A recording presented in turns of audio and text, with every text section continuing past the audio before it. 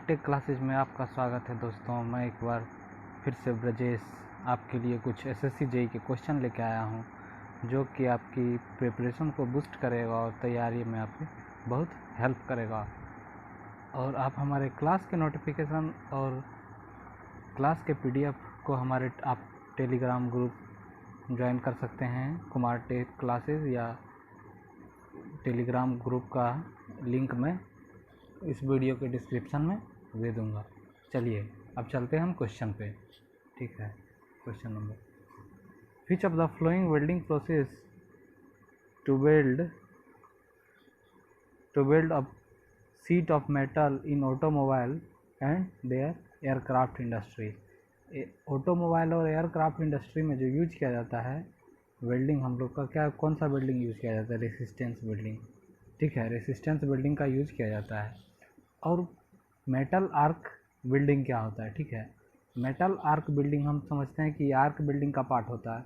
और gas tungsten arc building भी ये भी आर्क बिल्डिंग का ही पार्ट है। ठीक है, जैसे हम समझते हैं मेटल आर्क बिल्डिंग में अगर हमको कोई दो वस्तु को वेल्ड करना है तो ये हुआ मेरा वर्क पीस, जिसके साथ हमको वेल्ड करना है, ये वर्क पीस। और इसमें इलेक्ट्रोड जो यूज किया जाता है वो मेटल का इलेक्ट्रोड यूज किया जाता है। ठीक है, मेटल के इलेक्ट्रोड से ही आर्क डेवलप होता है और ये वर्क पीस के साथ कनेक्ट करता है। ठीक है, और इससे ज़्यादा डिटेल के लिए मैं इसका स्पेशल क्लास लूँगा जो कि इलेक्ट्रिक बिल्डिंग से रिलेटेड होगा। ठीक है, और गैस टंगस्टन आर्क बिल्डिंग जो है इसे टीआईजी बिल्डिंग कहते हैं। ठीक है, टीआईजी वेल्डिंग होता है ये, इसमें होता है ये टंगस्टन गैस का यूज होता है। ठीक है, और ये होता है नॉन कंज्यूमेबल। ठीक है, एग्ज़ाम में पूछता है कंज्यूमेबल या नॉन कंज्यूमेबल। ठीक है, और ये होता है क्या, इनर्ट गैस के प्रेजेंट में काम करता है। इनर्ट गैस के प्रेजेंट में ये इसलिए काम करता है क्योंकि वेल्डिंग को बहुत सारा वेल्डिंग जो होता है कि ऑक्सीजन के प्रेजेंट में ऑक्सीडेशन होने लगता है, इसीलिए इसका यूज इनर्ट गैस के प्रेजेंट में यूज किया जाता है, आर्गन और हीलियम के प्रेजेंस में। ठीक है, और इसमें थर्मिट बिल्डिंग जो है ये केमिकल प्रोसेस बिल्डिंग है। ठीक है, ये होता है mixture of aluminium powder and iron oxide का मिक्सचर कहलाता है ये थर्मिट बिल्डिंग। ठीक है, और ये आपका रेसिस्टेंस बिल्डिंग है। रेसिस्टेंस बिल्डिंग में 3-4 प्रकार के बिल्डिंग आते हैं, जिसमें बट बिल्डिंग, स्पॉट बिल्डिंग और सीम बिल्डिंग और प्रोजेक्शन बिल्डिंग, 4 प्रकार के बिल्डिंग आते हैं जो कि आपका डिटेल में क्लास में बताऊंगा। ठीक है, इसका स्पेशल क्लास में, इसलिए इसका आंसर क्या हुआ, रेसिस्टेंस बिल्डिंग में। ये अभी याद रख दें। ठीक है,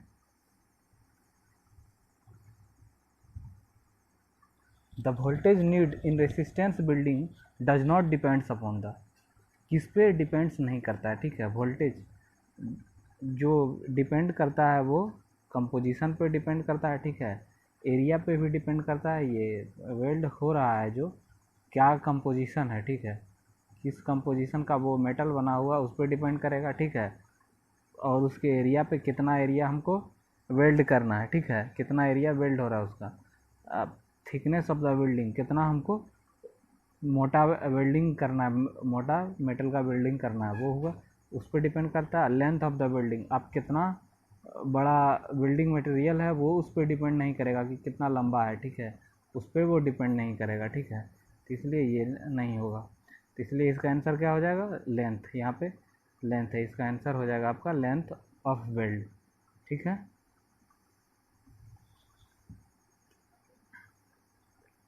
which of the following operation it is possible to weld more than one spot at a given time। एक से ज़्यादा स्पॉट के लिए हमको कौन सा बिल्डिंग यूज किया जाता है? ठीक है, इसके लिए यूज किया जाता है सीम बिल्डिंग। ठीक है, सीम बिल्डिंग होता क्या है, सीम बिल्डिंग का कंडीशन क्या है? ठीक है, कोई लंबा मेटल है, उसको हमको वेल्ड करना है। ठीक है, हमको यहाँ पे वेल्ड करना है, यहाँ पे वेल्ड करना है, यहाँ पे वेल्ड करना है, जैसे 4 पॉइंट पे हमको वेल्ड करना है, तो ये हुआ मोर देन वन स्पॉट। और इसके लिए क्या किया जाता है, 2 गोल्ड टाइप का इलेक्ट्रोड ले लिया जाता है। ठीक है, गोल्ड टाइप का इलेक्ट्रोड, और ये जो होता है वो ट्रांसफार्मर के थ्रू कनेक्ट होता है, ठीक है। ट्रांसफार्मर के थ्रू हम कनेक्ट कर देते हैं। ये इलेक्ट्रोड जो होता है मूवेबल होता है, ठीक है, और सब जगह इसका कांस्टेंट प्रेशर होता है, इसलिए आगे पीछे होते रहता है इलेक्ट्रोड। इसके कारण ये हम 3-4 पॉइंट इसमें डाल दिए हैं। तो ये एक से ज़्यादा पॉइंट के लिए मेरा क्या होता है, सिम बिल्डिंग का यूज होता है, ठीक है। और क्या, स्पॉट बिल्डिंग का जो यूज होता है, स्पॉट बिल्डिंग में आप देखिए कि इसको वेल्ड करना है, ठीक है। तो ये एक जगह हमको सिर्फ वेल्ड करना है, यहाँ पे एक जगह, ठीक है, एक जगह वेल्ड करना है। तो हमको क्या करेंगे, ये इलेक्ट्रोड इधर से है, ये भी इलेक्ट्रोड इधर से कनेक्ट कर दिया, यहाँ पे भी ट्रांसफार्मर के थ्रू है, ठीक है। ये प्रेशर जो होता है एक ही जगह प्रेशर होता है, ठीक है, एक ही जगह, और एक जगह वेल्ड किया जाता है इसको, ठीक है, ठीक है। तब इसको देखिए, अब प्रोजेक्शन बिल्डिंग जो होता है, प्रोजेक्शन बिल्डिंग में क्या होता है, प्रोजेक्शन बिल्डिंग में हमको जिसको वेल्ड करना होता है, प्रोजेक्शन बिल्डिंग का हम देख लेते हैं थोड़ा सा। वो ये ऐसे होता है, ये, ठीक है, ये उठा हुआ रहता है, और जिसमें जिसमें जाता है वो जिस मेटल में वेल्ड करना रहता है उसके साथ उसमें जाके धंस जाता है, ठीक है। ये होता है मेरा प्रोजेक्शन बिल्डिंग का कंडीशन, ठीक है। इसका डिटेल भी हम वेल्डिंग का बोलेंगे कि क्लास में लेंगे स्पेशल, तब बताएंगे, ठीक। The resistance building process suitable for the welding ferrous and non ferrous metals up to 8 mm thickness. 8 mm thickness के लिए कौन सा वेल्ड किया जाता है, मैक्सिमम 8 mm स्पॉट वेल्डिंग का यूज़ किया जाता है, ठीक है, स्पॉट वेल्डिंग का यूज़ किया जाता है, ठीक। तो और क्या कंडीशन होता है इसमें,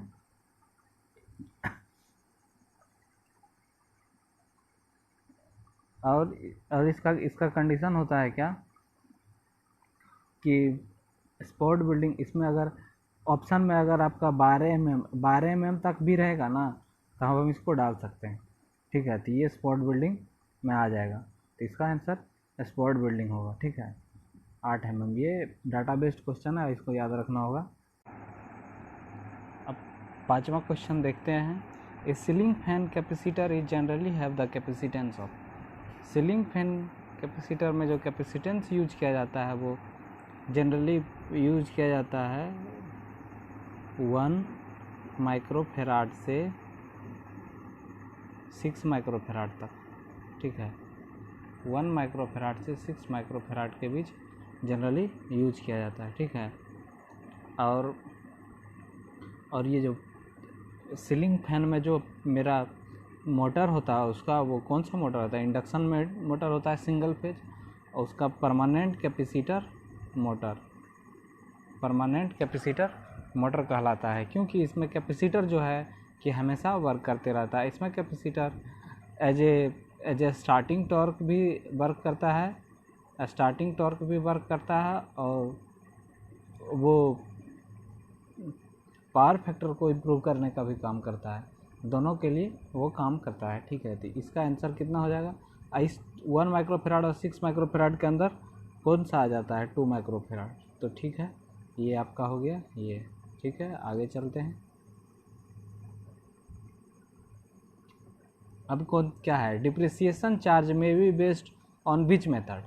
डिप्रिसिएशन चार्ज होता क्या है, पहले ये जो होता है कि कोई भी वस्तु है, ठीक है, कोई भी वस्तु है उसका समय के साथ कितना उसके अमाउंट में पैसा में, मतलब उसका जो मूल्य है उसका मूल्य कितना घटेगा, ठीक है, समय के साथ, वो कितने उसका कौन सा मेथड है, ठीक है। ये स्ट्रेट लाइन मेथड उसके लिए यूज किया जाता है, ठीक है। स्ट्रेट लाइन मेथड और 3-4 मेथड है जो कि, और मैं आपको बताता हूँ, ठीक है। स्ट्रेट लाइन मेथड हो गया पहला, दूसरा मेथड हो गया आपका कौन, reducing balance depreciation method, reducing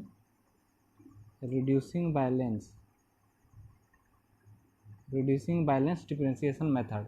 फिर है sum of the year digits, sum of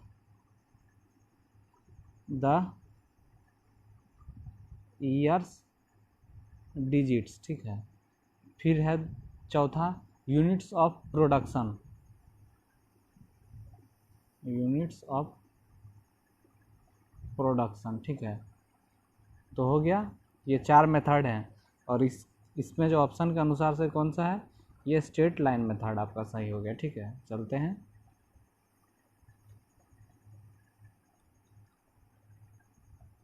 अब क्या है, no cut out link fuse और switch to be used in earth and neutral wire statement under I rule किसके अंतर्गत आता है, ये जो आई रूल आता है वो 32 के अंतर्गत आता है, ठीक है। 32 के अंतर्गत आता है, ये जो है दिया हुआ। और अब देख लेते हैं 22 के अंतर्गत क्या आता है, ठीक है। Deposit of printed copies, deposit of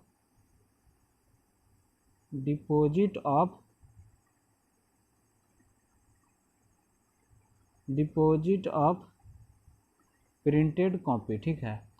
और 52 के अकॉर्डिंग क्या आता है, appeal to inspector in regard to defects, मतलब इंस्पेक्टर से अपील कर सकते हैं अगर कोई आप इलेक्ट्रिसिटी सप्लाई में अगर कोई डिफेक्ट है तो उस अनुसार से, मतलब आपके यहाँ कोई प्रॉब्लम हो गया इलेक्ट्रिसिटी मीटर लेके या तो कुछ प्रॉब्लम हो गया, तो आप उसको आई रूल 52 के अनुसार आता है, ठीक है। ठीक है, चलते हैं अगले क्वेश्चन के लिए हम। Coincidence factor is the reciprocal of, ठीक है। कोइंसिडेंस फैक्टर पहले होता क्या है, ठीक है। ये होता है क्या, पिक ऑफ द सिस्टम, कोई सिस्टम है पिक वैल्यू ऑफ कोई सिस्टम, जैसे क्या हुआ, मेरा पावर ग्रिड हो गया, अब कितना उस पर फुल लोड है, ठीक है। फुल लोड कितना है उस पर, ठीक है, वो हो गया पिक लोड, पिक लोड हो गया, ठीक, पिक लोड हो गया। और क्या, कितना लोड उससे टोटल कनेक्टेड है, इंडिविजुअल लोड, मतलब हर एक कितना हाउस के साथ connected load, total connected load हो गया उसका, कनेक्टेड लोड हो गया, ठीक है। तो ये हो गया आपका कोइंसिडेंस फैक्टर, ठीक है। कोइंसिडेंस फैक्टर का वैल्यू जो होता है हमेशा लेस देन वन होता है, हाँ। कोइंसिडेंस फैक्टर का वैल्यू क्या होता है, लेस देन वन होता है, कोइंसिडेंस फैक्टर का लेस देन वन होता है, ठीक है। और क्या, ये किसके रेसिप्रोकल है, रेसिप्रोकल, अब इसमें देख लीजिए आप डाइवर्सिटी फैक्टर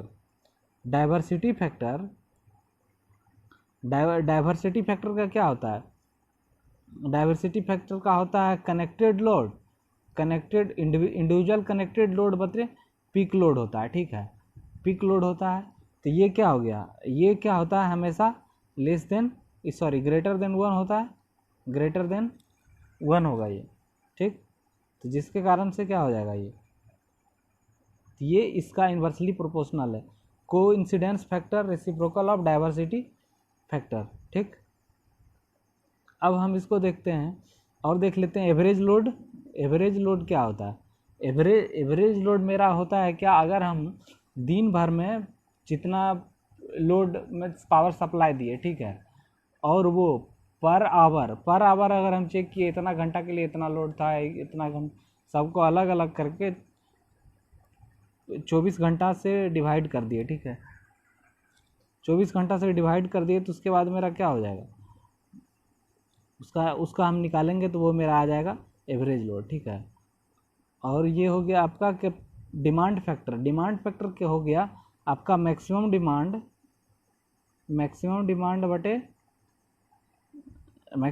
बटे connected load, maximum demand by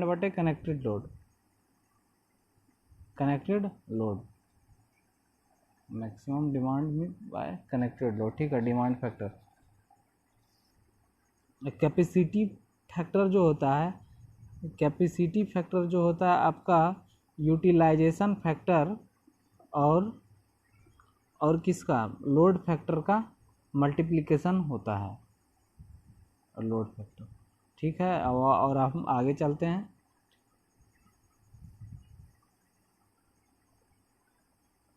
which of the following insulator is similar to pin type insulator, pin type insulator के जो सिमिलर है वो पोस्ट टाइप इंसुलेटर होता है, ठीक है। अब पिन टाइप इंसुलेटर का यूज जनरली कहाँ होता है?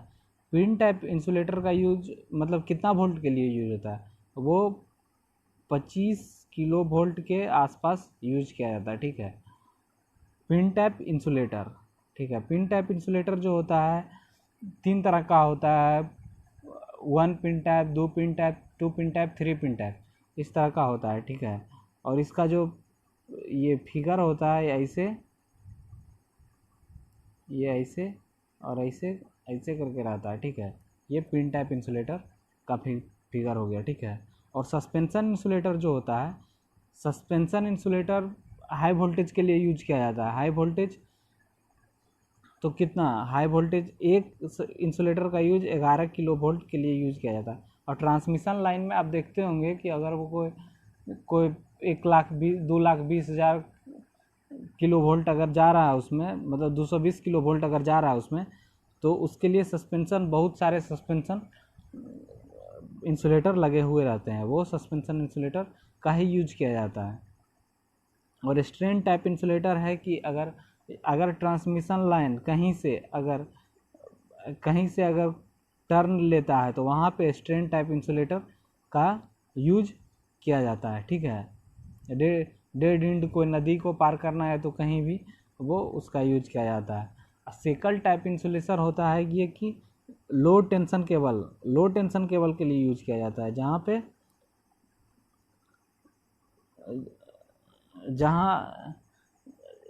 पे क्या होता है, लोड खिंचाव कम होता है, ठीक है, जिसके कारण से इसको लो टेंशन के लिए यूज किया जाता है। ये इसका यूज हॉरिजॉन्टली और वर्टिकली किसी तरह यूज होता है, ठीक है। फिर चलते हैं आगे क्वेश्चन।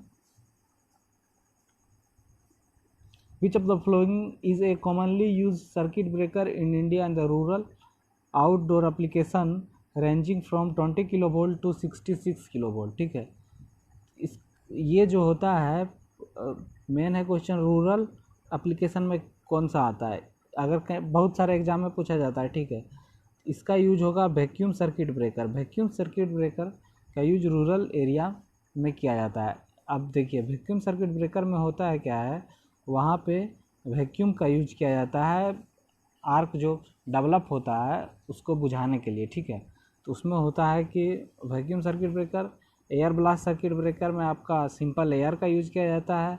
अब प्लेन ब्रेक ऑयल में आपका होता है आर्क जो डेवलप होता है उसको बुझाने के लिए ऑयल का यूज किया जाता है। SF6 में SF6 गैस का यूज किया जाता है, ठीक है। और उसके बाद जो हुआ कि एयर सर्किट ब्रेकर का यूज जो होता है, देख लेते हैं, 15 किलो वोल्ट के आसपास होता है, ठीक है। और आप इसका एयर ब्लास्ट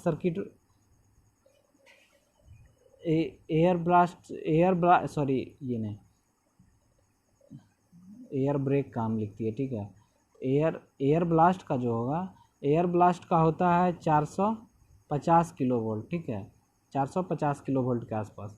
और SF6 सर्किट ब्रेकर का आपका यूज होगा 33 kilo volt to 800 kilo volt. हर एक बुक में आपको डिफरेंट मिलेगा, इसके लिए ज़्यादा ध्यान नहीं देना है, ठीक है। और प्लेन ऑयल सर्किट ब्रेकर का भी यूज इसी तरह से 400 से 500 किलो वोल्ट के आसपास यूज किया जाता है, ठीक है। चलते हैं अगले क्वेश्चन को, ठीक है। If safety factor is double the sag of the line, जब सेफ्टी फैक्टर आप बढ़ाइएगा तो सैग ऑफ द लाइन क्या होगा, इंक्रीज कर जाएगा। क्योंकि ये जो होता है ना, सेफ्टी फैक्टर का मीन्स होता है कि उसका टेंशन है ना, दो पॉल के बीच टेंशन जो है कि टेंशन बढ़ जाना, ठीक है। टेंशन घट जाना, टेंशन घट जाने से आपका सेफ्टी फैक्टर जो है वो बढ़ जाएगा, जिसके कारण से क्या हुआ, सैग ऑफ द लाइन इंक्रीज कर जाएगा, ठीक है। तो आगे हम चलते हैं। Which of the flowing fuse is very fast in operation, कौन सा फ्यूज वेरी फास्ट ऑपरेशन होता है, ठीक है। अब इसमें हम लोग जनरली देखते हैं कि high repairing capacity type fuse होता है जो कि बहुत फास्ट काम करता है, लेकिन इसमें ऑप्शन में हमको क्या दिया हुआ है, सेमीकंडक्टर टाइप फ्यूज दिया हुआ है। सेमीकंडक्टर फ्यूज जो होता है और फास्ट होता है उससे, हाई रिपेयरिंग कैपेसिटी से, ठीक है, तो इसका आंसर क्या होगा, सेमीकंडक्टर फ्यूज होगा। किट कैट फ्यूज का यूज कहाँ किया जाता है, जनरली घर में किया जाता है, ठीक है इसका। और इसका यूज किया जाता है वो आपका पावर प्लांट में या सब स्टेशन में यहाँ पे यूज़ किया जाता है, ठीक है। चलते हैं अगले क्वेश्चन के लिए।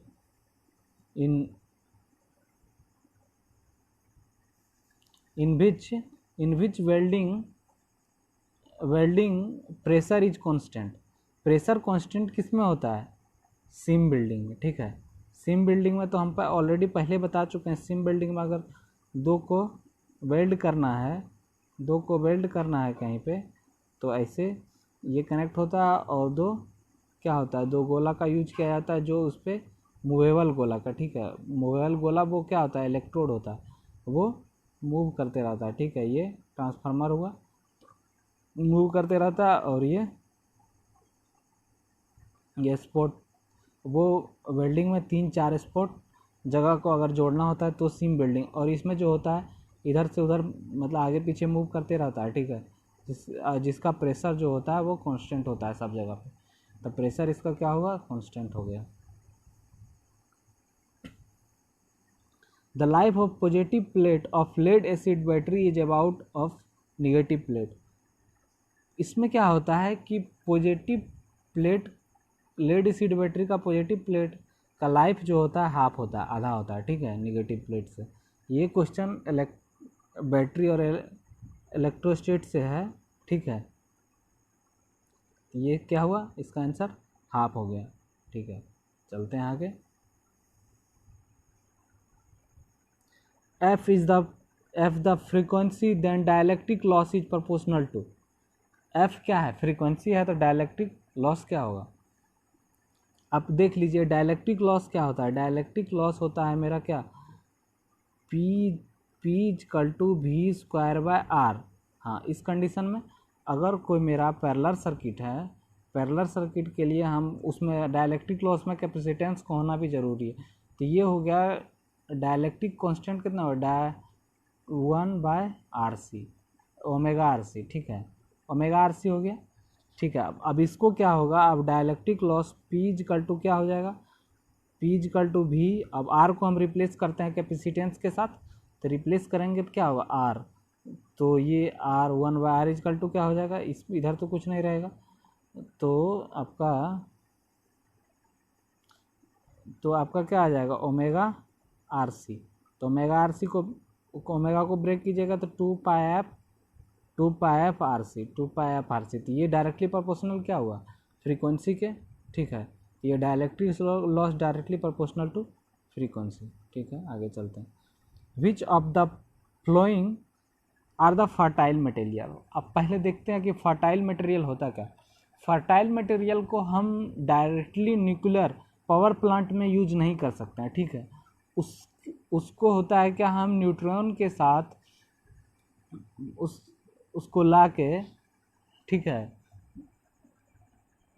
कन्वर्टेड इनटू द क्या होता है, थर्मल न्यूट्रॉन के साथ उसको लाके, ठीक है, उसको कन्वर्ट करते हैं, थर्मल न्यूट्रॉन के साथ लाके उसको कन्वर्ट किया जाता है। इसमें फर्टाइल मटेरियल है कौन सा, फर्टाइल मटेरियल है कि आपका यूरेनियम, ये यूरेनियम 38 और ये हुआ थेरियम 232, ठीक है। तो ये आपका होगा फर्टाइल मटेरियल। अब फिजल मटेरियल आपका क्या होता है, फिजल मटेरियल आप उसको डायरेक्ट न्यूक्लियर पावर प्लांट में यूज कर सकते हैं, वो डायरेक्ट रिएक्शन हो जाता है, डायरेक्टली यूज करने के लिए वो आपका हो गया कौन सा,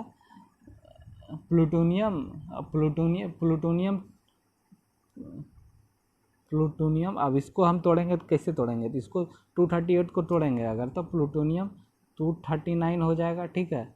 और उस ये जो कन्वर्ट हो जाएगा थेरियम मेरा कन्वर्ट हो जाएगा,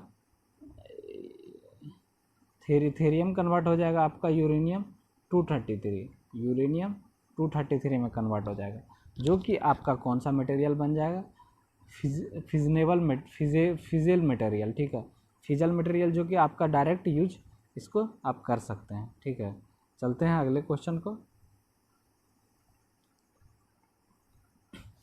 विच of the following types of motor are not the induction motor. आप देखते हैं इंडक्शन मोटर कौन सा, देखिए स्प्लिट फेज मोटर जो है आपका इंडक्शन मोटर है, ठीक है, और शेडेड पोल मोटर भी इंडक्शन मोटर है। रिपल्सन स्टार्ट इंडक्शन मोटर, इसमें तो नाम में ही लिखा है इंडक्शन मोटर, तो इंडक्शन मोटर है। और जो रिपल्सन मोटर है वो इंडक्शन मोटर नहीं है, ये सिंक्रोनस के कैटेगरी में आ जाता है, ठीक है, सिंक्रोनस के कैटेगरी में आ जाता है। हाँ, लेकिन रिपल्सन मोटर जो होता है कैटेगरी में आता है, लेकिन ये सिंक्रोनस स्पीड पे रोटेट नहीं करता है, ठीक है, सिंक्रोनस स्पीड पे रोटेट नहीं करता है रिपल्सन मोटर। ये कैटेगरी सिंक्रोनस का, इसलिए इसका जो आंसर होगा, इसका आंसर आपका हो जाएगा,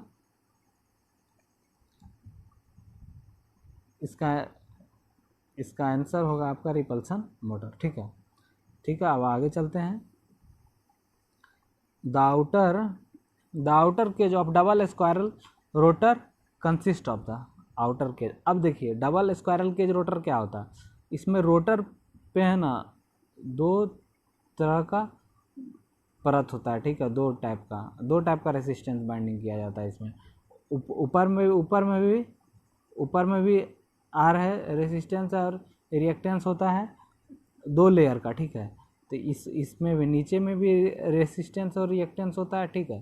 तो इस कंडीशन में पूछ क्या रहा है, outer cage of double squirrel cage rotor जो बना होता है किसका होता है, ये होता है मैग्नीज ब्रास का, ठीक है, मैग्नीज ब्रास का यूज किया जाता है इसमें, ठीक है। ये हो गया।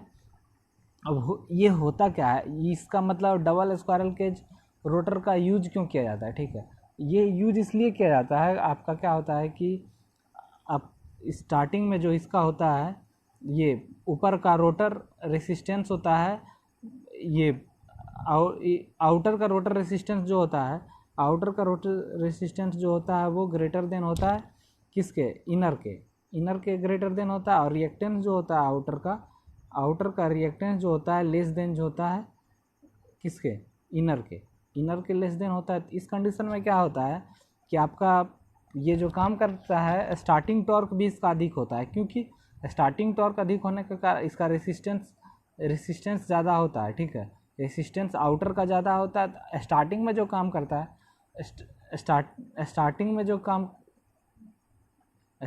जो काम करता है वो आपके लिए आउटर रोटर काम करता है, ठीक है। और आपका ये इसके लिए मैक्सिमम टॉर्क के लिए जो काम करता है वो इनर रोटर काम करता है। इसलिए आपका जो होता है डबल स्क्वायरल रोटर जो होता है वो आपके लिए बेटर है। तो इसके लिए क्या हो, मैग्नीज ब्रास, ठीक। The angle between synchronously rotating stator flux and rotor poles of a synchronous motor is called, क्या कहलाता है, angle between synchronously rotating stator flux and rotor poles के बीच जो एंगल होता है वो सिंक्रोनाइजिक एंगल कहलाता है, ठीक है। आगे चलते हैं।